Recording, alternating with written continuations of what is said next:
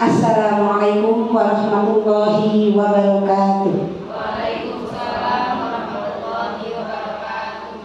Alhamdulillahirabbil alamin. Assalatu wassalamu ala asyrofil anbiya'i wal mursalin wa ala alihi wa sahbihi ajma'in, amma ba'd. Yang terhormat Bapak Kepala Sekolah SDN Kelapa 23, yang terhormat Ibu Siti Nurhayati dan Ibu Siti Martiah sebagai CGP calon guru penggerak, yang terhormat Ibu dan Bapak peserta webinar pada hari ini. Alhamdulillahirabbil alamin. Kita panjatkan kepada Allah senantiasa kita hari ini diberikan kesehatan sehingga kita bisa berkumpul dengan acara webinar diseminasi budaya positif di sekolah. Adapun susunan acara yang saya akan bawakan, yang pertama yaitu pembukaan, kedua sambutan kepala sekolah, ketiga sambutan pemateri calon guru penggerak CGP, yang keempat penutup. Adapun acara yang pertama yaitu pembukaan, kita buka acara ini dengan membacakan basmalah. Bismillahirrahmanirrahim. Acara yang kedua yaitu sambutan dari Bapak Kepala Sekolah. Waktu dan tempat kami persilahkan dengan segala hormat. Bismillahirrahmanirrahim. Assalamualaikum warahmatullahi wabarakatuh. Waalaikumsalam warahmatullahi wabarakatuh. Alhamdulillahirabbil alamin. Allahumma shalli wa sallim wa barik alaihi wa ala alihi washabbihi ajmain. Bapak dan Ibu Dewan Guru SDN Kelapa 23 yang saya hormati, dan terkhusus kepada rekan guru CGP, mudah-mudahan di kesempatan pagi hari ini kita selalu bertawasul bersyukur kepada Allah Subhanahu wa Ta'ala atas anugerah karunia hidayah dan inayahnya, kita bisa senantiasa dihimpunkan untuk bertolak ilmi, menuntut ilmu sepanjang hayat. Mudah-mudahan ini menjadi bahan pembelajaran buat kita, yang terutama saat ini rekan kita sedang mencoba mengisi keilmuannya melalui program Kemendikbud yang sudah sama-sama kita ketahui, dengan program guru penggerak yang walaupun saat ini masih dalam proses calon. Bapak dan Ibu, semoga ini menjadi titik tolak buat kita semua untuk punya kemauan merubah diri dari hal-hal yang mungkin nanti didapatkan oleh teman-teman kita menjadi pemicu buat kita yang saat ini masih nanti berpeluang untuk turut serta dalam program tersebut, dan itu harus punya niatan.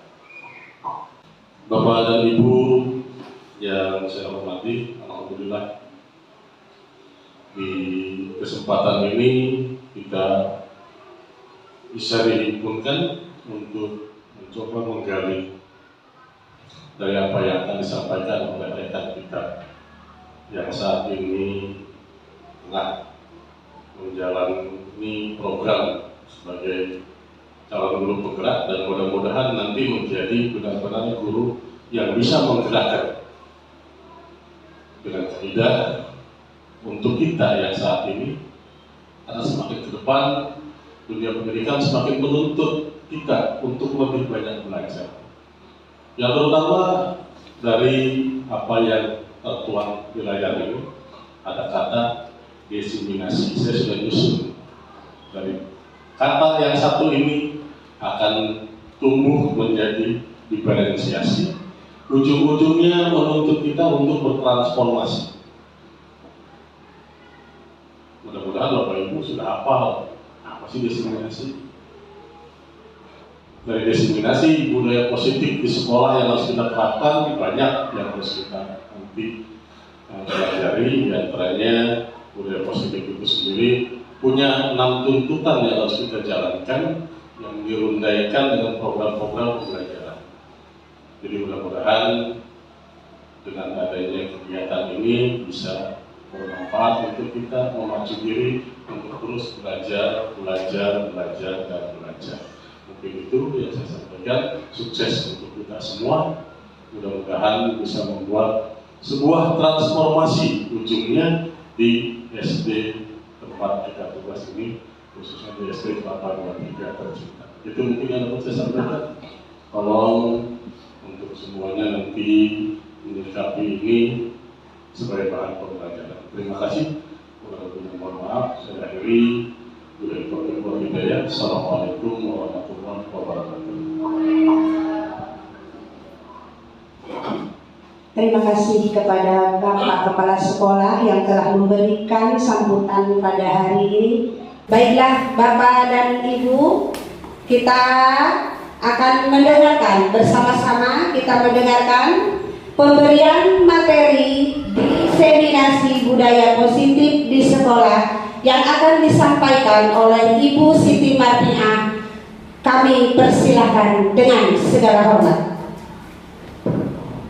Terima kasih kepada pembawa acara yang telah menyempatkan waktunya untuk saya sedikit memberikan materi yang saya dapatkan dari program Guru Penggerak.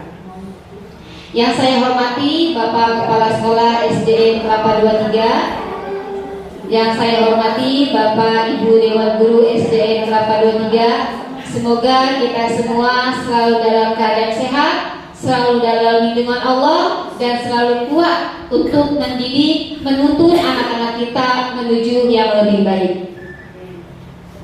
Saya ucapkan terima kasih kepada Bapak Kepala Sekolah telah mendukung acara kegiatan ini sehingga acara ini bisa berjalan dengan lancar.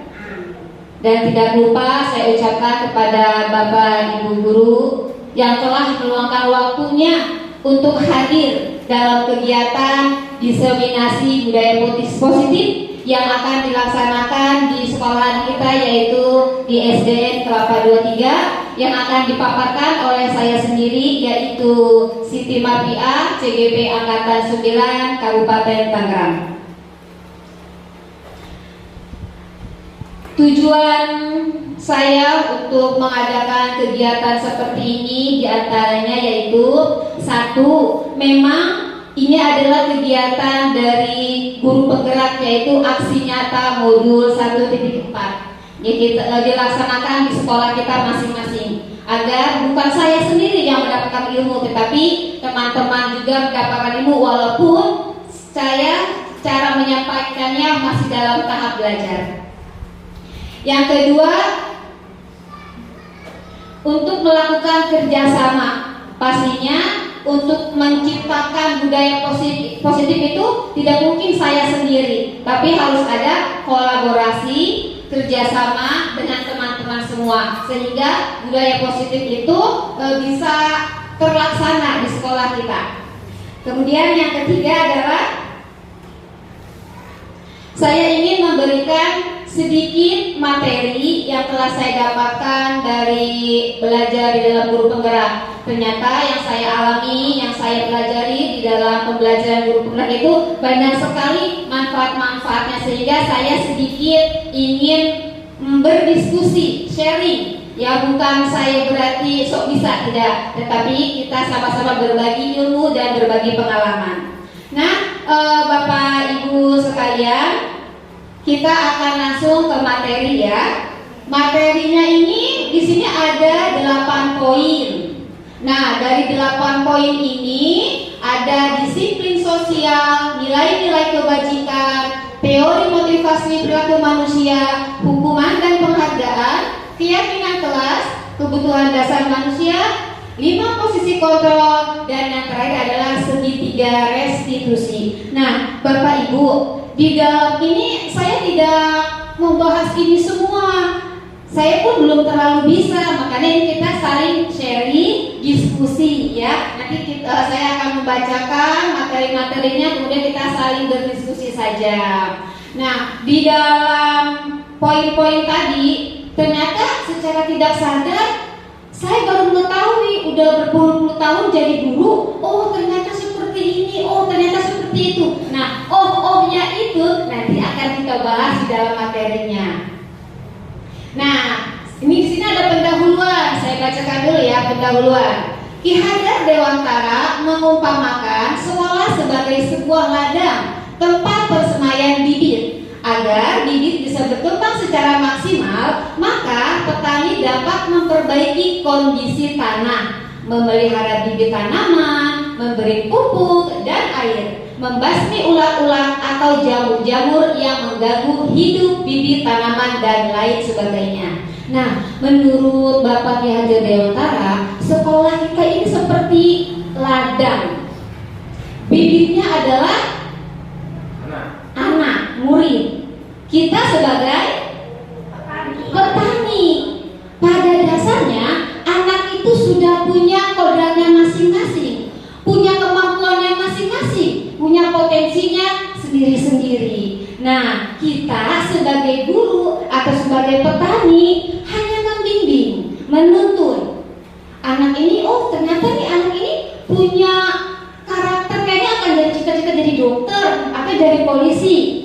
Kita tidak bisa, oh jangan jadi ini ya, jadi abri aja tentara, tidak bisa. Tapi memang anak itu sudah punya potensinya sendiri-sendiri. Tinggal kita hanya mengarahkan, menuntun agar mereka lebih baik, agar tahu arahnya, tujuannya itu seperti apa. Nah, sama kayak kita kan di rumah juga pasti punya anak ya. Jangan memaksakan kehendak kita, tapi kita lihat si anak itu punya potensi apa. Kita hanya bisa mengarahkannya saja. Nah, ini baru pendahuluan Bapak Ibu. Kayaknya ini sudah jam-jam rawan ini ya, sudah mulai lesu. Bagaimana kalau kita tepuk tangan dulu sebentar ya, sebelum lanjut ke materi karena materinya banyak. Nah, coba oke deh, nggak usah berdiri, duduk aja. Di sini saya akan memberikan kata kuncinya tangan. Ingat ya, tangan. Kalau bilang tepuk tangan satu, tepuk tangan satu, aduh lemes banget. Tepuk tangan satu, tepuk tangan dua, tepuk tiga. Ada tangannya ya? Enggak. Nggak ada tangannya ya? Ya, konsentrasi. Tepuk tangan satu, tepuk tangan dua, tepuk tiga. Mulai konsentrasi. Tepuk pramuka. Ada tangannya enggak? Enggak ada. Ya. Tepuk pramuka satu kali. Nah, alhamdulillah sudah fokus ya. Kita berarti lanjut ya. Berarti ini masih connect nih. Masih batunya masih full ya. Kita lanjut kembali. Nah, kita sekarang masuk ke materi tentang apa itu budaya positif. Apa yo? Jeng jeng. Kebiasaan yang baik. Apalagi Bapak? Ya betul, kegiatan yang memberikan manfaat. Kalau dengan kata positif kan berarti itu yang baik-baik. Yang negatif itu kan yang jelek-jelek ya. Positif, pokoknya kalau dengan kata positif tuh yang bagus-bagus aja deh gitu ya. Apa sih yang bagus-bagus itu? Bawa bekal kan itu bagus ya. Oke, nah selanjutnya, apakah sekolah kita sudah melakukan budaya positif? Sudah belum sih Bu Nana? Sudah ya, alhamdulillah sudah melakukan budaya positif. Contohnya apa aja ya? Iya, apa Eyang? Membawa alat makan. Nah, biasanya itu kan di sekolah kita kalau pagi bunyi bel, nah itu sudah siap-siap. Tapi ingat nggak, sebelum bunyi bel itu kita suka menyetel lagu-lagu daerah, lagu nasional, ataupun pembacaan juz amma, surat-surat pendek. Itu pun salah satu budaya positif. Nah, yang telah kita laksanakan di sekolah kita itu senyum, sapa, salam. Si anak murid datang ke sekolah, gurunya cemberut, enak nggak itu dilihatnya? Enggak, ya. Malah yang ada nggak mau lihat kalau gurunya seperti itu. Berarti guru itu seperti idol artis yang harus senyum, walaupun di rumah banyak masalah tetap aja harus senyum, ya, agar ada efek kepada murid menjadi nyaman. Kalau gurunya sudah senyum, semuanya senyum, berarti kan nyaman untuk semuanya. Kemudian tadi apa? Kebersihan, tidak buang sampah sembarangan, membawa alat makan, membaca doa bersama di lapangan sebelum masuk kelas. Nah, ada lagi satu kan? Apa itu? Ice breaking yang kita suka lakukan di lapangan sebelum masuk sekolah. Itu salah satu adalah untuk anak-anak lebih semangat lagi belajar. Oke Bapak Ibu, kita lanjut. Nah, sekarang adalah budaya positif. Budaya positif adalah perwujudan dari nilai-nilai kebajikan atau keyakinan universal yang diterapkan di sekolah. Tadi ya. Ketika kita mendengar kata disiplin, nah, apa yang terbayang dari benak kita? Disiplin. Apa ya disiplin itu Bapak Ibu teman-teman? Disiplin itu tertib. Tepat waktu, Bu. Tepat waktu, Bapak selalu tepat waktu ya. Alhamdulillah. Apalagi? Sesuai aturan ya. Kalau dengar kata disiplin itu harus nurut, harus patuh, taat pada aturan. Oke, next.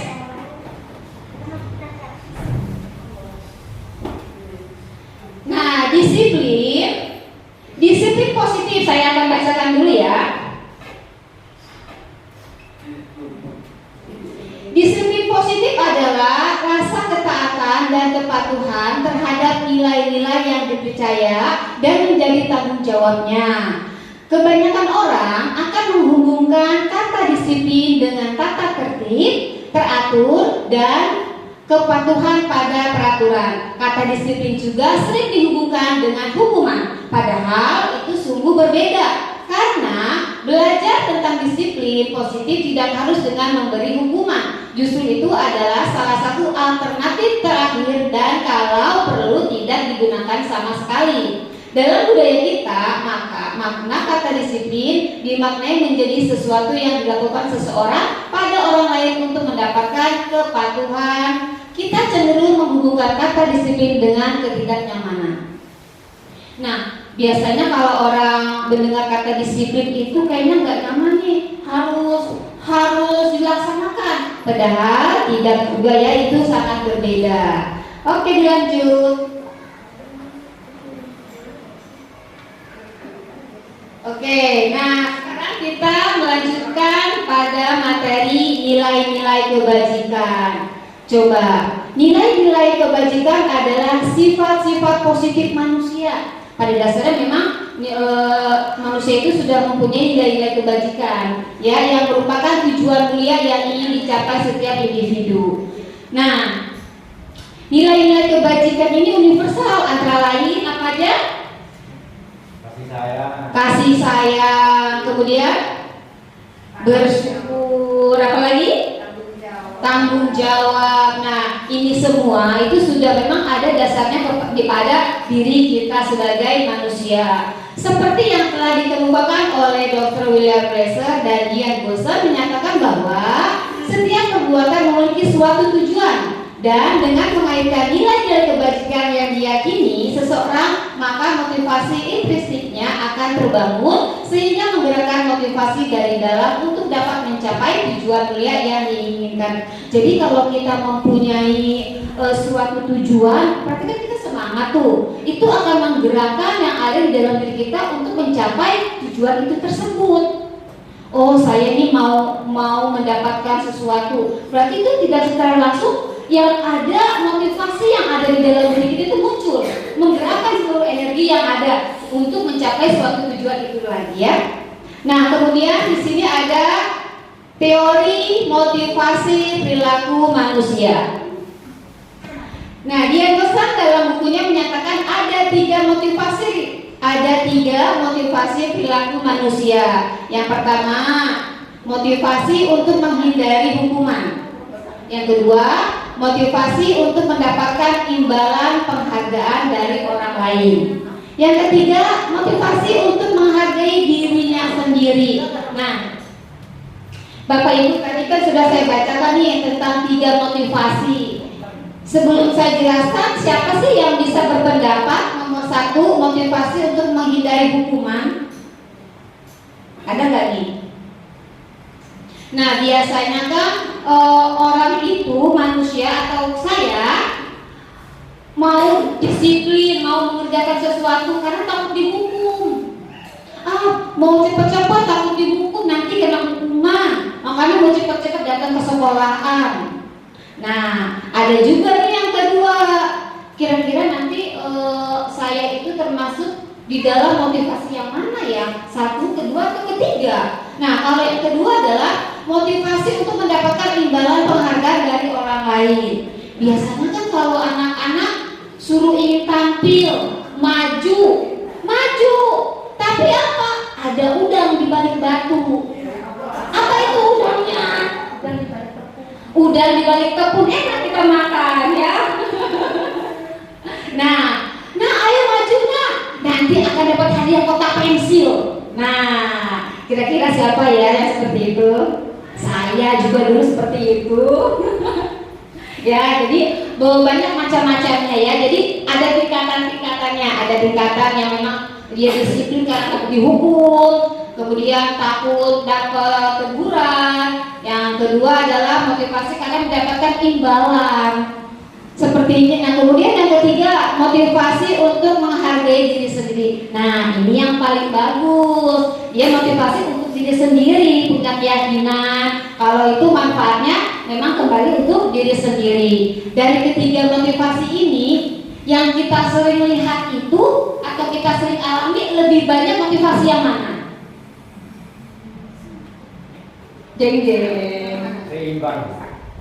Seimbang. Oh, seimbang ya. Kalau untuk tingkat anak SD, kira-kira lebih banyak ke yang 2 atau yang mana nih ya? Ke 1 ya, rata-rata ya. Untuk anak mungkin tingkatan ya, tingkatan umur mempengaruhi, tingkatan kedewasaan pun mempengaruhi. Ya, jadi kalau untuk masih anak-anak itu mungkin antara 1 dan 2. Biar lebih semangat umur 2 gitu. Kalau ketingkatan nomor 3 mungkin sudah lebih dewasa, sudah mempunyai pemikiran sendiri gitu ya. Lanjut Biati. Ini ada materi yang selanjutnya. Ini mau materi dulu atau mau ice breaking lagi? Kita ada senam sedikit biar tidak terlalu suntuk. Ya, sebelum ini kayaknya materinya akan berlanjut lebih panjang ini. Jadi supaya kita lebih semangat lagi, kita mau nyanyi dulu ya? Enggak nyanyi, kita senam sedikit. Senam sedikit, coba dimulai. Berdiri. Mungkin bangkunya boleh digeser sedikit ya, agak dibelakangin dulu. Oke, agak dibelakangin dulu. Mana nih ya? Ini senam ini SPD ini saya dapatkan di dalam guru penggerak. Jadi ternyata lebih semangat.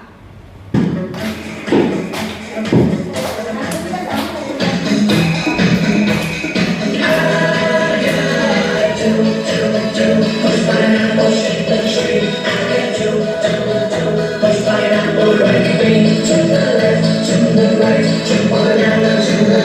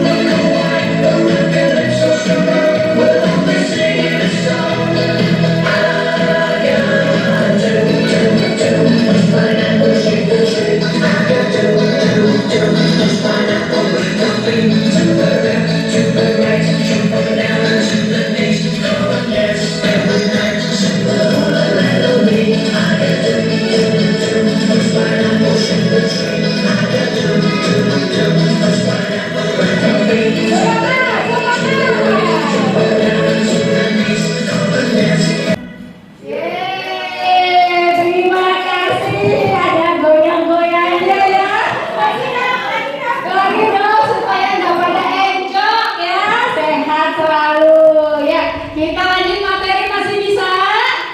Masih. Jangan loyo, tetap semangat. Oke, coba yuk lanjut materinya.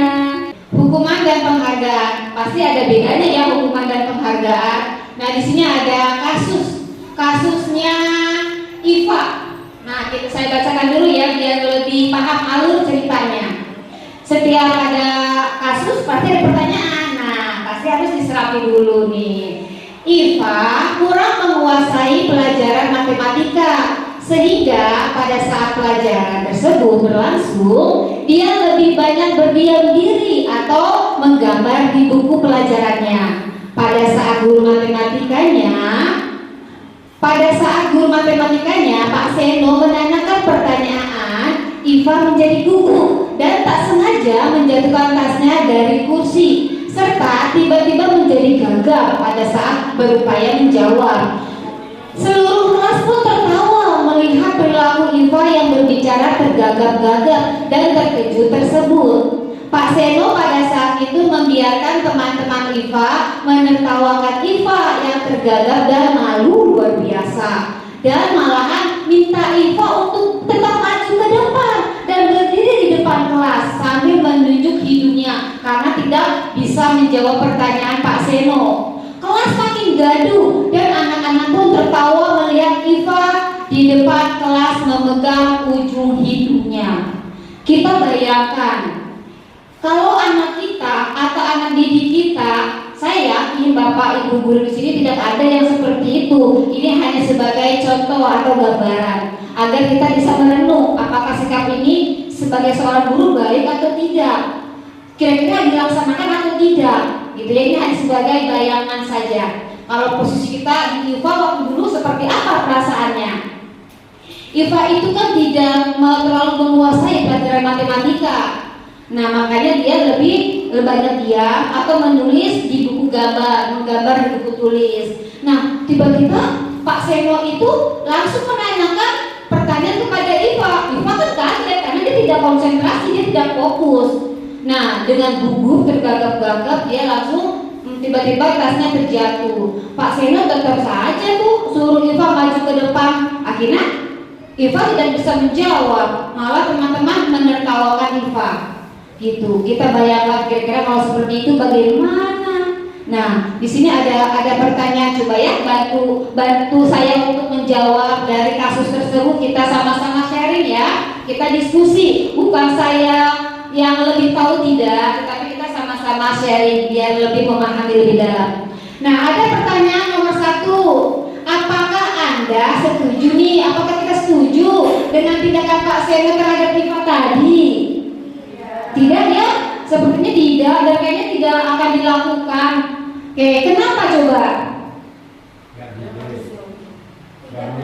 Tidak mendidik, benar, tidak mendidik. Nah, kemudian menurut Anda, tindakan Pak Seno itu terhadap Iva adalah sebuah hukuman atau konsekuensi? Hukuman ya. Tadi kan kalau si Iva maju, akhirnya kan dia malu, harga dirinya pun copot. Ya, jadinya dia merasa malu, dia minder, tingkat kepercayaan dirinya pun dia berkurang. Sudah dia tidak terlalu paham dengan pelajaran matematika, disuruh maju, ditertawakan pula. Nah, Pak Seno-nya pun diam saja, tidak mempunyai tindakan apapun. Nah, itu bisa menjadi karakter si anak itu terpendam, malah tidak tumbuh percaya dirinya. Ya, jadi ini adalah sebuah hukuman atau konsekuensi ya.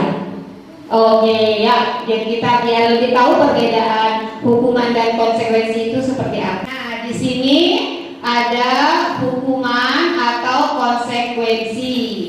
Nah, biar kita lebih paham, kita mau menjawab kuis. Ya, kira-kira ini termasuknya hukuman atau konsekuensi nih dari pertanyaan ini.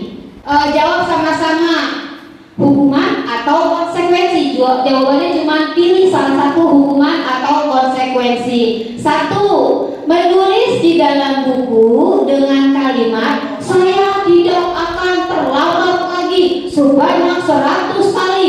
Nah, karena terlambat ke sekolah, itu termasuknya hukuman atau konsekuensi?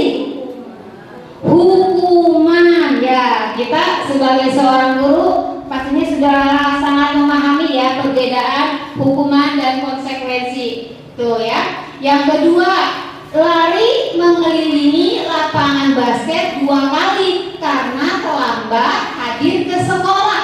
Hukuman atau konsekuensi? Hukuman ya. Apa sih perbedaannya dengan konsekuensi nih? Oke, lanjut. Nomor 3, membersihkan coretan yang dibuatnya di meja tulis. Konsekuensi atau hukuman? Oh, konsekuensi. Berarti kalau konsekuensi itu sudah ada kesepakatan ya sebelumnya. Sudah ada aturan-aturan yang kita sepakati, akhirnya itu muncullah kata konsekuensi adalah keputusan bersama. Oke, kemudian nomor 4, murid diminta untuk push up 15 kali karena tidak menggunakan masker ke sekolah. Itu hukumannya kayaknya ya. Coba nanti kita lihat ya hukuman. Kemudian nomor 5, menggantikan kertas tugas teman yang telah dicoret-coret. Itu termasuknya apa ya? Konsekuensi ya. Konsekuensi, oke. Berjemur di lapangan basket pukul 12.00 siang. Wih, panas sekali karena mengobrol dengan temannya. Hukuman, itu seperti hukuman ya. Ketujuh, murid diminta bertelanjang kaki sepanjang hari karena tidak menggunakan sepatu warna hitam sesuai dengan peraturan sekolah. Hukuman. Pinter nih semuanya pada pinter. Nah, 8, membersihkan tumpahan air di meja tulis karena tersenggol pada saat belajar. Hukuman? Oh, konsekuensi atau hukuman nih? Oh, dia kan konsekuensi atau hukuman ya. Nanti kita lihat jawabannya setelah ini selesai ya. Sob 9, kehilangan 10 menit jam istirahat untuk mengerjakan tugas karena terlambat datang dan tertinggal pelajaran. Sob, hukuman ya? Atau konsekuensi? Konsekuensi. Jreng-jreng. Selanjutnya, nah ini dia. Jadi dari hasil tadi kita tanya jawab tentang pertanyaan-pertanyaan, inilah hasil jawaban teman-teman. Nah, mana tadi itu yang jawab konsekuensi atau hukuman? Ternyata saya tadi jawabnya yang salah nih. Ada betul juga. Jadi memang harus ada pemahaman sih. Kita harus memahami juga perbedaan konsekuensi dan hukuman itu perbedaannya di mana ya. Oke, dilanjut. Inilah mungkin perbedaan antara hukuman dan konsekuensi. Hukuman bersifat tidak terencana atau tiba-tiba. Hukuman bersifat satu arah dari pihak guru yang memberikan dan murid hanya menerima suatu hukuman tanpa melalui suatu kesepakatan. Hukuman yang diberikan bisa berupa fisik maupun psikis. Murid disakiti oleh suatu perbuatan atau kata-kata. Nah, biasanya itu kan kalau ada anak murid nih, ini kalau kita mau mengisahkan masalah hukuman, ada anak murid datang ke sekolah terlambat. Kamu ini terlambat lagi. Kemarin udah terlambat, sekarang terlambat, minggu kemarin terlambat juga. Nah, dengan nada seperti itu anak kan sudah takut ya, dengan nada tinggi. Apalagi anak SD sudah dengar suara nada gurunya sudah takut. Apalagi disuruh lari. Wah, itu adalah termasuknya hukuman. Kenapa? Karena hukuman itu adalah tidak ada kesepakatan sebelumnya. Dia langsung bertindak di tempat. Ya, itu namanya hukuman. Kadang kan spontan. Kemarin kamu berbicaranya kasar, sekarang kasar lagi, melukai temannya, menyakiti temannya. Nah, itu udah berdiri, gitu ya. Itu adalah hukuman tanpa ada kesepakatan. Nah, selanjutnya itu perbedaan antara konsekuensi. Sementara disiplin dalam bentuk konsekuensi sudah terencana atau sudah disepakati, sudah dibahas dan disetujui oleh murid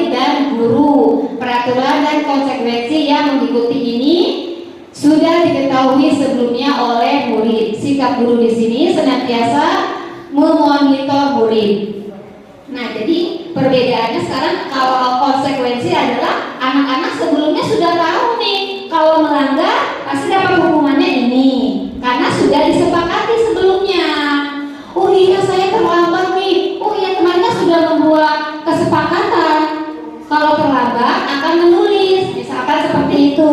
Nah, anak itu sudah tahu kalau terlambat akan dapat konsekuensinya menyapu misalkan. Nah, jadi tidak ada denda karena itu kesepakatan itu mereka buat sendiri dan disepakati oleh warga di dalam kelas. Jadi perbedaan antara hukuman dan konsekuensi itu sungguh berbeda, ya. Jadi lebih baik kita membuat aturan dulu, kesepakatan di kelas agar jika anak-anak itu melakukan kesalahan atau melanggar, mereka sebelumnya akan sudah tahu, oh iya nih, nanti saya akan mendapatkan ini karena saya sudah melanggar ini, gitu ya. Oke, lanjut. Nah, kemudian di sini ada materi tentang keyakinan kelas. Nah, keyakinan kelas diterapkan sebagai salah satu cara dalam membangun budaya positif. Keyakinan kelas harus berpihak pada murid dan dirumuskan bersama murid untuk membangun kemandirian mereka. Guru hanya sebagai fasilitator dalam hal ini. Keyakinan kelas dibuat secara universal yang mencakup berbagai aspek kesepakatan atau aturan yang sudah berlaku di dalam kelas tersebut. Keyakinan kelas yang dibuat hendaknya benar-benar bersumber dari kebutuhan siswa dalam membentuk budaya positif, menggali segala hal positif untuk dijadikan landasan keyakinan kelas dan benar-benar dengan sadar diyakini bersama. Nah, ini kalau tentang keyakinan kelas berpihak kepada murid. Jadi kita kemarin di kelas saya itu sudah membuat keyakinan kelas, kesepakatan. Kita hanya sebagai fasilitator. Apa sih yang anak butuhkan? Nah, anak-anak butuhkan itu seperti apa? Kita hanya sebagai fasilitator, hanya mengarahkan dari keyakinan kelas itu. Semoga mereka bisa menjalaninya. Nah, sebenarnya tujuan kita membuat peraturan adalah menjadikan keyakinan yang berkembang budaya positif dan berkembang menciptakan budaya sekolah. Mengapa kita menggunakan helm? Contoh ya, mengapa kita menggunakan helm saat mengendarai motor? Mengapa dilarang buang sampah sembarangan? Nah, mengapa coba? Kenapa sih kita harus menggunakan helm saat bermotor? Agar selamat ya, agar tidak ditilang. Benar gak tuh? Kebanyakan kalau mau naik motor mau pakai helm biar gak ditilang gitu ya. Padahal itu salah ya, itu demi keselamatan. Kemudian mengapa dilarang buang sampah sembarangan?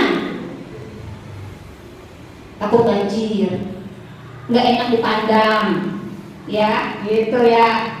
Oke, ternyata nilai keselamatan dan kesehatan itulah yang menjadi keyakinan. Jadi itu keyakinan itu tercipta dari diri sendiri. Oh, yakini kalau kita tidak menggunakan helm bukan karena takut sama polisi, tapi karena untuk diri sendiri, untuk keselamatan. Itu nanti keyakinan kita seperti itu. Oh, kalau buang sampah sembarangan nanti akibatnya apa ya? Banyak banjir, banyak nyamuk. Itu kan dari kita sendiri, dari keyakinan kita sendiri, bukan karena paksaan dari orang lain. Jadi murid di kelas itu bukan lagi mentaati peraturan kelas, tapi dari peraturan itu meyakini ternyata ada nilai yang terkandung di dalamnya, sehingga terbentuklah motivasi yang terdapat dalam dirinya. Nah, jadi itu kalau keyakinan, kalau kita sudah yakin dalam hal itu, kita akan menjalaninya. Apapun itu, oh saya berkeyakinan akan tercapai cita-cita saya. Nah, dari keyakinan itulah dimulai untuk belajar yang sungguh-sungguh, yang serius. Tapi kalau hanya mengikuti peraturan, itu hanya yang ada ketakutan karena takut hukuman. Tapi kalau sudah memasuki keyakinan, berarti itu timbul dari diri sendiri. Oke, next. Jadi ketika bertindak sesuatu bukan lagi karena peraturan, nah tadi ya, tetapi berdasarkan keyakinan kita sendiri. Oh, aku melakukannya karena aku yakin aku akan selamat. Tadi tuh mengendarai motor, menggunakan helm. Nah, keyakinan itu yang akan dipakai untuk membuat keyakinan kelas. Seperti itu. Jadi membuat keyakinan itu kita memang sudah, anak itu memang sudah benar-benar yakin kalau hal itu harus dilaksanakan, bukan karena peraturan atau hal lain ya, tapi sudah mendalam dari diri. Ada makna yang terkandung di dalam keyakinan itu. Nah, suatu keyakinan kelas akan memotivasi dari dalam diri. Seseorang akan lebih bergerak dalam meyakini keyakinannya. Ketika kita bertindak bukan lagi karena peraturan, tapi kita bertindak karena keyakinan kita. Yang tadi saya jelaskan juga, kalau kita sudah bergerak dengan keyakinan kita, itu hasilnya pun akan baik, akan positif kepada diri kita dan lingkungan kita. Berbeda kalau dengan mentaati aturan-aturan. Dari aturan itu kemudian kita kemas menjadi sebuah keyakinan. Memang berawal itu dari aturan dulu, dari aturan kemudian kita motivasi kembali, kita buat kembali, kita kemas kembali menjadi sebuah keyakinan yang memang benar-benar dari diri kita. Karena apa? Karena keyakinan itu adalah banyak makna yang terkandung di dalam itu semua. Berarti kita sudah tahu nih negatif positifnya itu seperti apa, gitu ya. Lanjut. Kemudian ada materi tentang kebutuhan dasar manusia. Nah, pasti Bapak Ibu Dewan Guru sudah tidak asing nih dengan kebutuhan manusia, 5 dasar kebutuhan manusia. Sudah ada pelajarannya di kelas tinggi ya. Oke. Nah, diantaranya itu 1, kebutuhan bertahan hidup. Kebutuhan bertahan hidup itu kan apa ya? Makan ya, minum. Manusia kalau memang tidak makan dan tidak minum, ya loyo, lama-lama yang akan meninggal. Ya, sama seperti tumbuhan. Tumbuhan kalau tidak disiram, kalau tidak dipupuk, ya itu pun akan mati. Begitupun manusia. Berarti manusia itu mempunyai kebutuhan, yaitu bertahan hidup dengan cara makan dan minum untuk menstabilkan yang ada di dalam tubuh kita agar mempunyai tenaga. Yang kedua yaitu kebutuhan kasih sayang dan rasa diterima. Oh iya pasti, kalau tanpa kasih sayang hambar hidup ini, ya. Nah, kasih sayang sesama teman, merasa diterima. Kalau tiba-tiba si anak itu masuk kelas merasa tidak nyaman, merasa tidak diterima, kira-kira enak nggak?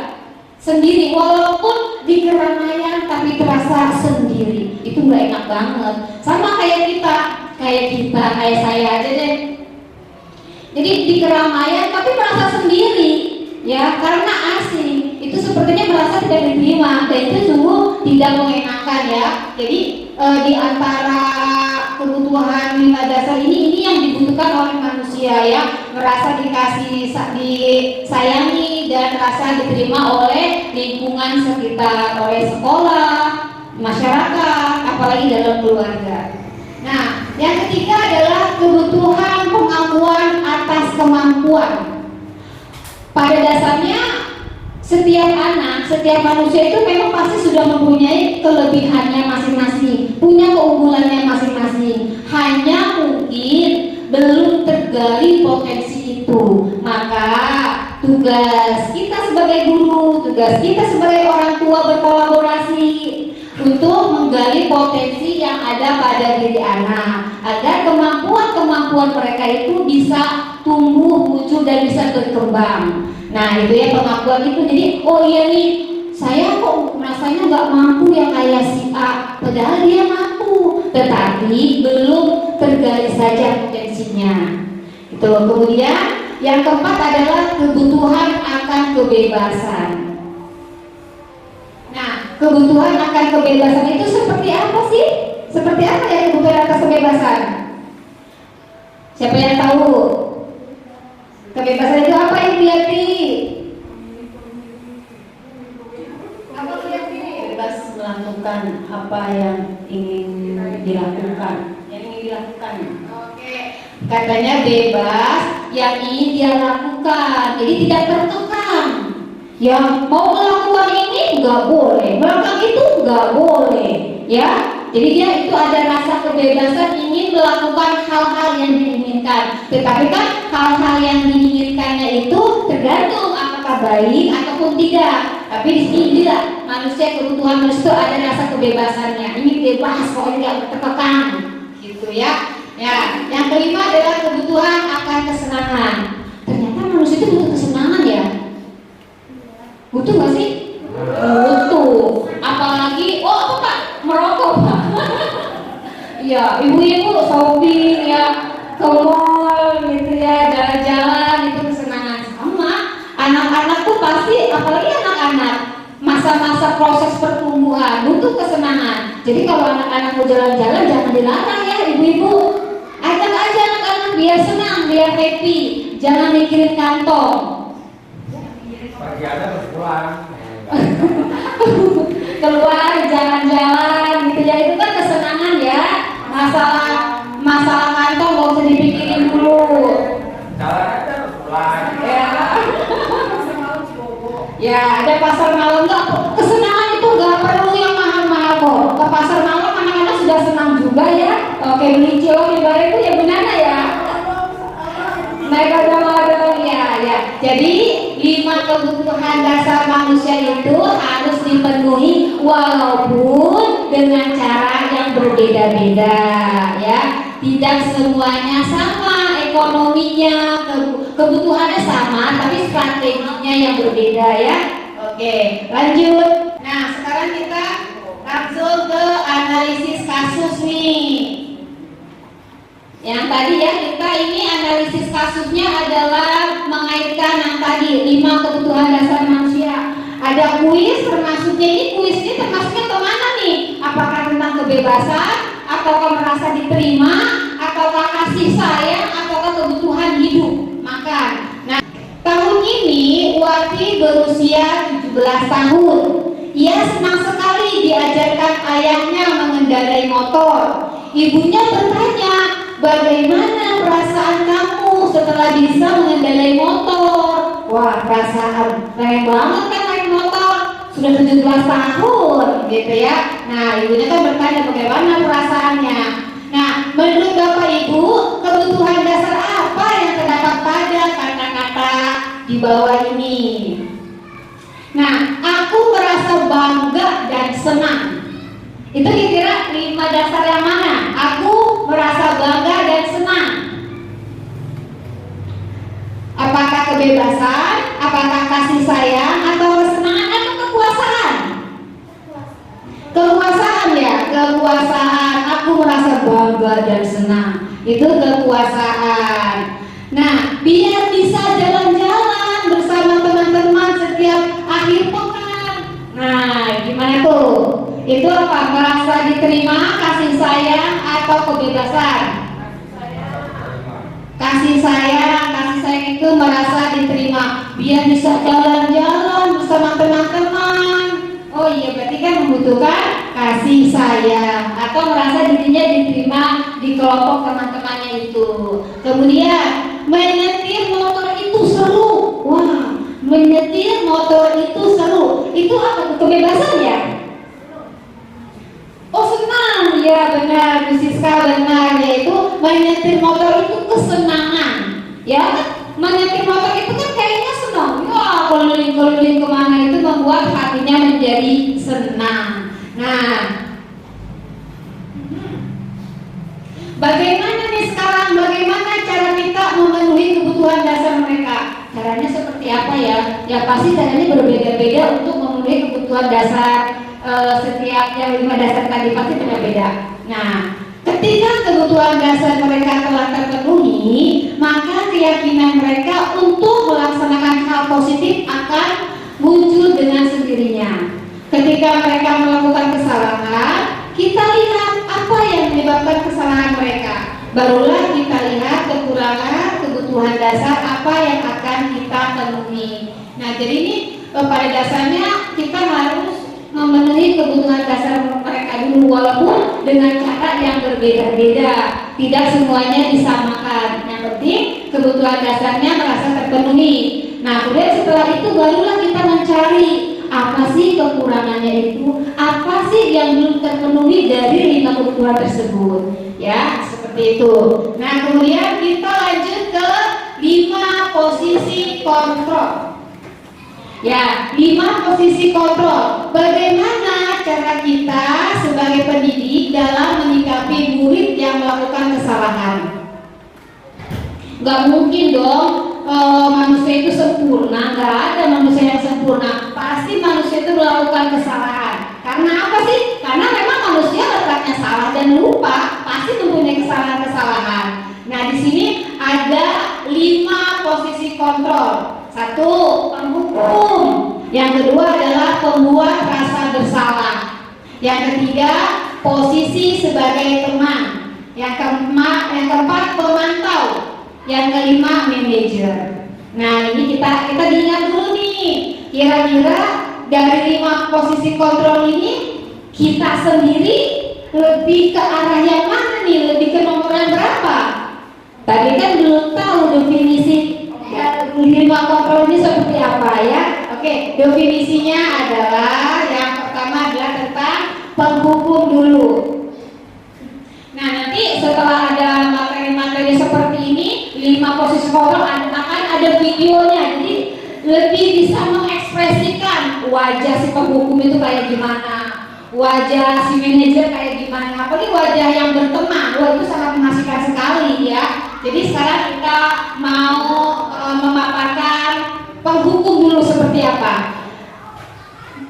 Seorang penghukum bisa menggunakan hukuman fisik maupun verbal. Orang-orang yang menjalankan posisi hukum senantiasa mengatakan bahwa sekolah memerlukan sistem atau alat yang dapat lebih menekan murid-murid lebih dalam lagi. Di posisi ini, guru seperti ini senantiasa percaya hanya ada satu cara agar pembelajaran bisa berhasil, yaitu cara diam. Jadi nggak mau ada diskusi-diskusian, langsung aja kalau anak itu mungkin bersalah terlambat hukum gitu ya. Wajahnya aku tidak mengenakan kalau menghukum itu. Nah, hasilnya kalau kita menggunakan cara menghukum, hasilnya adalah kemungkinan murid akan marah dan mendendam atau bersifat agresif. Bisa jadi sesudah kembali duduk, murid tersebut akan mencoret-coret bukunya atau meja tulisnya, bahkan bisa lebih buruk. Jadi biasanya kalau anak itu diberikan hukuman secara fisik ataupun yang melukai hatinya, memang anak itu berbeda-beda sih karakternya ya, mengeluarkan ekspresi dia, kemarahan dia. Ada yang memang langsung marah-marah, pukul-pukul meja, coret-coret, sobek-sobek kertas. Nah, itu bentuk kekesalan dia karena dihukum. Kalau dihukum itu kan tidak enak, apalagi menggunakan kata-kata yang kasar. Kemudian fisik juga itu tidak enak. Nah, kalau untuk anak SD seperti itu, kita nggak tahu kalau hukuman diberikan kepada anak yang lebih tinggi seperti anak sudah SMP, SMA, khawatir lebih parah lagi. Jadi berusaha sikap menghukum itu ditiadakan. Nah, selanjutnya yaitu pembuat merasa bersalah. Pada posisi ini biasanya guru akan berusaha lebih lembut. Nah, pembuat rasa bersalah akan menggunakan keheningan yang membuat orang lain merasa tidak nyaman, bersalah atau rendah diri. Di posisi ini, murid akan memiliki penilaian diri yang buruk tentang diri mereka. Murid merasa tidak berharga dan telah mengecewakan orang-orang disayanginya. Jadi ternyata pembuat rasa bersalah ini mungkin bisa lebih parah dengan si penghukum, karena dia sampai merasa dirinya itu membuat guru itu jadi salah, merasa dirinya itu salah juga, ya. Jadi merasa dia itu tidak mampu atau tidak bisa, akhirnya dia minder. Nah, mungkin hasilnya adalah murid akan merasa bersalah. Dia akan merasa bersalah karena membuat teman atau gurunya itu pun dimarahi oleh pimpinan misalkan karena sikap dianya yang seperti itu. Nah, Bersalah telah mengecewakan ibu atau bapak guru. Murid akan merasa menjadi orang yang gagal dan tidak sanggup membahagiakan orang lain. Kadang-kala sikap seperti ini lebih berbahaya dari sikap penghukum. Nah, lebih berbahaya kalau yang tadi penghukum itu dia bisa meluapkan emosinya dalam bentuk coretan, menggambar. Kalau ini bisa lebih apa? Bisa lebih parah mungkin dari penghukum, karena emosi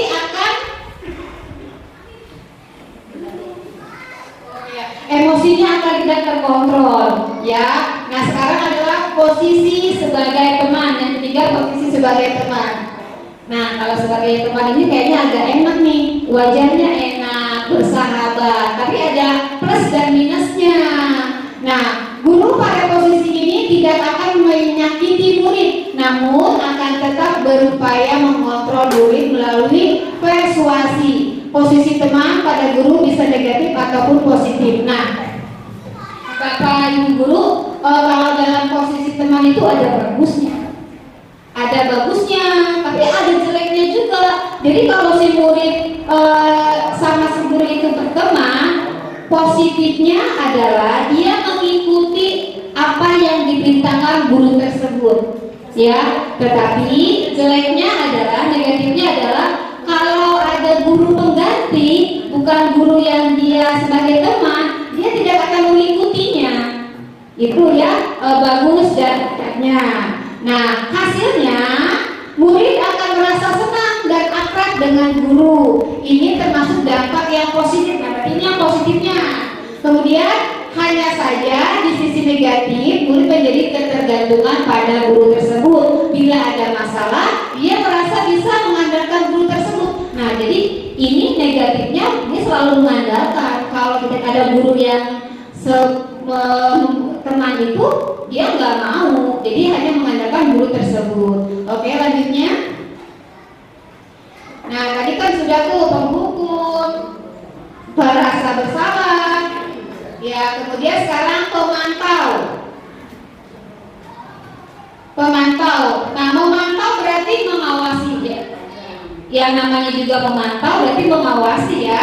Mengawasi, pada saat kita mengawasi, kita bertanggung jawab atas perilaku orang-orang yang kita awasi. Posisi memantau berdasarkan pada peraturan-peraturan dan konsekuensi dengan menggunakan sanksi atau konsekuensi. Kita dapat memisahkan hubungan pribadi kita dengan murid sebagai seorang yang menjalankan posisi pemantau. Seorang pemantau sangat mengandalkan penghitungan atau catatan data yang dapat digunakan sebagai bukti. Jadi kalau pemantau itu dia selalu menggunakan, namanya pemantau itu kan pengawas. Dia selalu buat data. Kalau ada anak yang terlambat, kamu sudah berapa kali terlambat? Wah, di sini sudah ada 4 kali, 3 kali, misalkan dia itu sebagai pemantau. Nah, hasilnya adalah murid memahami konsekuensi yang harus dijalankan karena telah melanggar salah satu peraturan sekolah. Guru tidak menunjukkan suatu emosi yang berlebihan, jadi wajahnya ya standar aja, nggak berlebihan. Seperti itu kalau pemantau. Nah, sekarang ada satu lagi, yaitu apa coba? Manajer. Nah, posisi manajer ini nih yang bagus ya. Coba apa sih maksud itu manajer? Posisi terakhir yaitu manajer. Manajer adalah posisi di mana guru membuat sesuatu bersama dengan murid, mempersilahkan murid mempertanggungjawabkan perilakunya, mendukung murid agar dapat menemukan solusi atas permasalahan sendiri. Jadi kalau di posisi ini kita saling diskusi. Kalau memang murid itu merasa bersalah, diskusilah. Jadi kita mengambil jalan keluarnya, jalan tengahnya. Nah, seorang manajer telah memiliki keterampilan di posisi teman maupun pemantau. Jadi posisi manajer itu ya memang dia sudah memahami, namanya manajer, dia sudah memahami posisi-posisi tersebut. Dan dengan demikian bisa jadi waktu-waktu tertentu kembali kepada kedua posisi tersebut bila diperlukan. Posisi manajer itu bisa menjadi posisi pemantau, ya. Jadi sesuai dengan kondisinya saja. Jadi dari 5 kontrol posisi itu adalah yang paling tinggi adalah posisi manajer, di mana di posisi inilah murid dapat menjadi pribadi yang mandiri, merdeka dan bertanggung jawab atas segala perilaku dan sikapnya yang ada akhirnya dapat menciptakan lingkungan yang positif dan nyaman. Jadi kalau memang kita sudah memahami posisi-posisi kita, apalagi posisi manajer, itu bisa menciptakan posisi yang nyaman dan aman. Kalau sudah posisi aman dan nyaman kan enak, di sekolahnya pun enak, nyaman, tidak ada hal-hal yang kita inginkan. Nah, pada posisi manajer, maka suara guru sebaiknya tulus, tidak perlu marah, tidak perlu meninggikan suara, apalagi menunjuk jari ke murid, berkaca pinggang atau bersikap seolah-olah mendesak tampak sedih. Jadi wajah suaranya pun tidak ditinggikan, ya, tulus, manajer itu tulus. Nah, fokus ajar pada murid, bukan untuk membahagiakan guru atau orang tua. Murid sudah mengetahui adanya suatu masalah dan sesuatu perlu terjadi. Bila guru mengambil posisi pemantau, guru akan melihat apa konsekuensinya, apa peraturannya. Namun pada posisi manajer, guru akan mengembalikan tanggung jawab pada murid untuk mencari jalan keluar permasalahannya. Jadi kalau di posisi manajer ini, si anak punya masalah, tapi berdiskusilah dengan manajer, dengan guru tersebut. Nah, akan mencari solusinya, bukan berarti marah-marah, mencari solusinya dari permasalahan si murid tersebut. Nah, posisi manajer ini yang paling banyak nih materinya teman-teman. Nah, pada posisi manajer ini kita ajak anak untuk berdialog, kemudian kita tanya dengan menstabilkan identitas. Kalau ada anak yang punya masalah, kita menggunakan segitiga restitusi. Dengan pertama menstabilkan identitasnya dulu, kita gali kebutuhan dasar apa yang tidak terpenuhi oleh anak tersebut. Jadi kalau ada anak terlambat ataupun punya permasalahan, jangan langsung kita marah-marah, tapi kita harus tahu dulu ada apa ini sebetulnya. Itulah kita menstabilkan identitas namanya, ya. Dan ini fokusnya pada perkembangan karakter. Kita berfokus pada pembentukan karakter anak di masa yang akan datang, seperti nilai-nilai kebajikan yang kita bahas sebelumnya. Ketika seorang pengendara tidak menggunakan helm, maka tindakan kita bukan memberinya helm. Oh, bukan memberi helm ya, atau supaya anak patuh, tetapi tujuan kita adalah anak tersebut memahami nilai-nilai kebajikan yang ditanamkan dalam keselamatan. Maka seumur hidup dia akan bawa karakter itu, dia akan sadar bahwa keselamatan itu penting. Jadi itu sudah tertanam dalam dirinya bahwa itu adalah nilai-nilai kebajikan. Jadi tertanam pada hidupnya. Nah, tadi kan kita sudah saya beserta teman-teman sudah saling sharing tentang 5 posisi kontrol. Nah, sekarang saya mempunyai video, ya, video tentang ekspresi-ekspresi wajah-wajah. Kalau posisi penghukum itu kayak gimana, pembuat rasa bersalah itu kayak gimana, ya. Kemudian manajer, pemantau, posisi teman, ini adalah ekspresi-ekspresinya. Nanti kira-kira Bapak dan Ibu guru lebih ke mana nih? Wah, kayaknya saya lebih ke penghukum nih, atau lebih ke mana? Iya, sebelum videonya berputar, silakan Bapak Ibu guru dicicipi sedikit snacknya agar tidak mengantuk. Nah, sini kamu. Selamat pagi, Bu. Selalu terlambat. Kamu deh pasti terlambat. Maaf, Bu. Saya Apa? Apa coba? Alasan kamu apa lagi? Kapan sih kamu tidak terlambat? Malas sekali ya kamu jadi anak. saya Dasar pemalas. Serem banget ya. Apa kamu? Sudah berapa kali terlambat? Sana, pukulin lapangan basket 2 kali. Serem ya kalau wajah penghukum itu nadanya keras. Kenapa? Kamu lawan ibu. Berani-beraninya jawab. Suruh terlambat, masih berani jawab pula. Sekarang, keliling lapangan basket 5 kali sekalian. Biar kapok. Cepat. Pergi sana ke lapangan basket. Keren ya, serem itu suaranya, Posisi wajahnya. yang biasanya berbicara dengan nada tinggi, menghardik, menunjuk-nunjuk, menyakiti, dan menyindir. Hukuman bisa berupa fisik maupun psikik.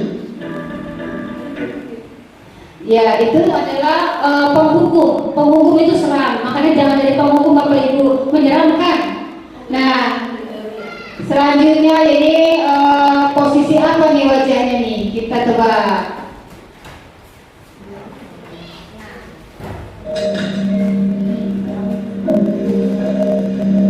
Naran! Naran lagi. Selamat pagi Bu. Kenapa terlambat lagi, nak? Ya Tuhan, Naren. Kamu senang ya bikin ibu susah ya? Kalau kamu terlambat lagi, nanti ibu yang ditegur bapak kepala sekolah, nak. Disangka ibu tidak bisa membina kamu. Duh, gimana ini? Maaf Bu. Duh, Gusti Naren. Kamu suka ya kalau ibu ditegur bapak kepala sekolah? Terus, sekarang ibu harus tulis apa yang di buku absen? Sambil kita ketawa, kira-kira ini posisi apa ini? Ibu harus apa coba? Bu, maaf sekali. Ya sudah, lain kali jangan bikin ibu susah lagi ya nak ya. Ibu tidak akan kuat lagi kalau kamu gini terus. Bisa jantungan kalau ibu ditegur bapak kepala sekolah. Saya cepat ke kelas. Wah, Maaf ya Bu. jantungan katanya. Maaf sekali. Nah, itu ibu bisa jantungan. Posisi apa itu ternyata? Dengan nada tengah. Nah, itu membuat merasa bersalah ya. Jangan sampai kita juga seperti itu membuat anak jadi merasa bersalah, nggak bagus juga.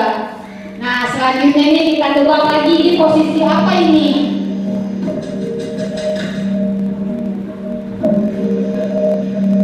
Naran!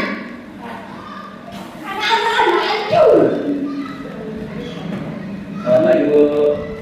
Wah, sudah jam berapa ini nak? Terlambat lagi ya sayang. Iya Bu. Habis ibu saya lupa bangunkan saya Bu. Kamu malah menyalahkan ibu kamu. Kamu bukannya anak yang larinya paling kencang. Kok terlambat sih? Iya Bu. Saya memang terlambat bangun tadi. Jadi biarpun saya lari kencang, tetap. Ini wajah sepertinya bersahabat ya. Nah, Kayaknya sudah ketebak nih wajah bersahabat. lagi ya. Biar gak terlambat lagi. Bikin seneng ibu demi ibu. Bisa kan? Bisa Bu. Ya sudah sama sekolah. Ibu beresin urusan kamu. Kamu ini ada-ada saja. Nah, posisi apa tadi? Posisi teman, enak wajahnya bersahabat ya. Nah, kita lanjut lagi nih perbedaan ekspresi wajahnya nih. Posisi apa nih sekarang? Naran! Aduh! Selamat pagi Bu. Naren, apa peraturan sekolah kita tentang jam berapa kita harus masuk sekolah, nak? Kita harus di sekolah jam 7 Bu. Iya, Bu. Sekarang sudah jam 7.20. Naren sudah tahu konsekuensinya jika terlambat Itu ada konsekuensi, kata kunci konsekuensi. Seperti apa nih? Pas jam istirahat selama 20 menit. Iya, benar. Konsekuensinya demikian. Jadi nanti jam 9.30 pas istirahat, kamu harus tinggal di kelas, kerjakan tugas tambahan untuk ketertinggalan kamu, ya? Baik Bu. Nah, sudah ketahuannya itu adalah posisi pemantau atau monitor ya. Dia selalu dengan data-data. Oke, yang terakhir adalah posisi, pasti sudah tahu nih, posisi manajer. Sekarang kita lihat ekspresi posisi manajer ini seperti apa. Haduh lagi, naran lagi. Selamat pagi Bu. Selamat pagi, Naren. Maaf Bu, saya terlambat. Iya, sekolah masuknya jam 7, sekarang sudah jam 7.20. Jadi sekarang bagaimana ini, Naren? Maaf Bu, saya lupa setel alarm saya semalam. Baiklah, menurut kamu, keyakinan sekolah yang mana yang perlu kamu? Pak Agus serius sekali Pak Agus. Menghargai diri sendiri Saya kemarin dan orang lain mungkin ya Bu. apakah Naren meyakini prinsip saling menghormati tersebut? Iya Bu, saya meyakininya. Apakah Naren bersedia memperbaiki masalah keterlambatan ini? Bersedia Bu. Naren ini mengakui kesalahan-kesalahannya. Ini adalah posisi manajer ya. Oke, kita sudah bisa membedakan 5 posisi kontrol ya, dengan ekspresi-ekspresinya, dengan kata-katanya juga ya. Nah itu adalah tadi perbedaan-perbedaan yang telah saya paparkan dan kemudian dikuatkan dengan video ini. Nah kita lanjut ke materi ya, insya Allah materinya tak lama lagi. Nah sekarang dampaknya anak merasa gagal dan rendah diri. Ya itu kira-kira kesalahan posisi kontrol apa? Ini kuis juga ya. Anak bisa mengevaluasi dirinya sendiri, mengamati kebutuhan. Nah ini adalah kuis. Tadi kan Bapak Ibu sudah kita sama-sama memaparkan, sudah sama-sama melihat video beserta ekspresinya. Nah ini adalah kuisnya dari pertanyaan-pertanyaan ini. Satu, saya kecewa sekali dengan kamu. Saya kecewa sekali dengan kamu. Dampaknya anak itu akan mengulangi kesalahan, jadi tidak akan hilang dan pasti akan mengulanginya lagi. Nah itu sepertinya merasa bersalah ya. Oke, yang kedua, dampaknya anak merasa gagal dan rendah diri. Kira-kira yang itu yang mana tuh? Membuat merasa bersalah, benar. Fokus menitik beratkan pada saksi atau hadiah untuk dirinya. Pemantau, oke. Nah ini adalah beberapa contoh saja untuk kita bisa lebih paham. Oke, lanjut aja lanjut. Kita ke segitiga restitusi. Nah, segitiga restitusi adalah sebuah diagram pemulihan bagi anak yang melakukan kesalahan. Kegiatan ini bukan memusatkan untuk memperbaiki, tetapi untuk mengembangkan karakter baik pada diri anak setelah berhasil mencari solusi untuk masalahnya diri. Nah, tahapan ini adalah kalau kita, jadi contoh seperti ini. Kemarin saya sudah buat segitiga restitusi ya, anak mempunyai masalah. Contoh, kalau anak mempunyai masalah, misalkan terlambat ataupun tidak memakai seragam, ketinggalan topi, itu kita bisa tanya dengan cara menggunakan segitiga restitusi. Nah, tahapan-tahapannya ada 3. Menstabilkan identitas, kemudian yang kedua adalah validasi tindakan, yang ketiga yaitu menanyakan keyakinan. Jadi kalau kita mau mempraktekkan harus berurutan. Jadi pertama kita menstabilkan dulu, seperti setiap manusia itu kan mempunyai kesalahan. Ibu juga pernah melakukan kesalahan, jadi menstabilkan dulu identitas. Nah, yang kedua adalah memvalidasinya. Jadi kita mengurutkan dulu apa sih permasalahan-permasalahannya yang dia hadapi. Nah, kemudian yaitu menanyakan keyakinan. Keyakinan itu apa sih? Keyakinan yang telah kita sepakati, ya, yang kita sepakati di kelas. Jadi biar mereka tidak mengulanginya lagi, biar mereka meyakini, oh iya, kan saya sudah membuat keyakinan kelas, berarti tidak dilanggar.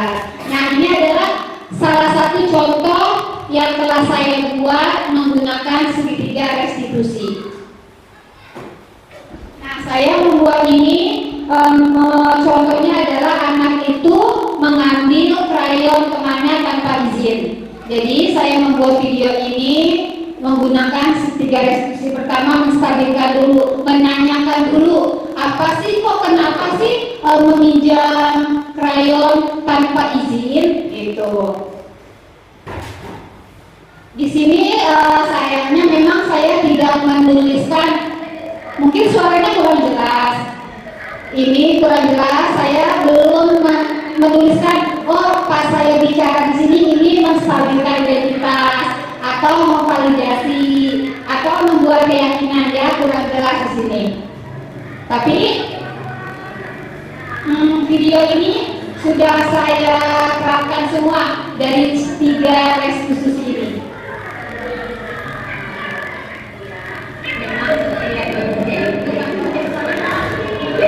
Memang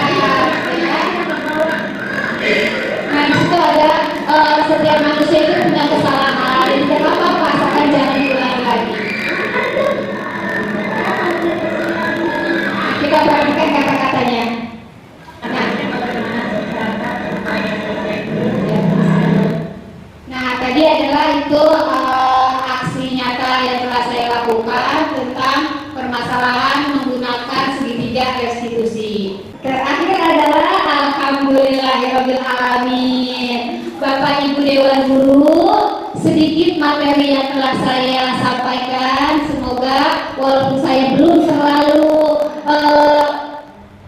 lihai atau bahasanya belum terlalu bisa untuk menyampaikan materi, semoga materi yang saya sampaikan, ilmu-ilmu yang saya dapatkan dari pendidikan guru penggerak, semoga bisa bermanfaat dan sedikit banyaknya semoga budaya positif ini bisa kita terapkan di sekolah kita. Saya akhiri, terima kasih. Wassalamualaikum warahmatullahi wabarakatuh. Terima kasih kepada Ibu Siti Mardian yang telah memberikan materi. Mudah-mudahan dapat kita bermanfaat untuk kita semua. Baiklah Bapak Ibu, kita akhiri acara pada siang hari ini. Kita ucapkan hamdalah. Alhamdulillahirabbil alamin.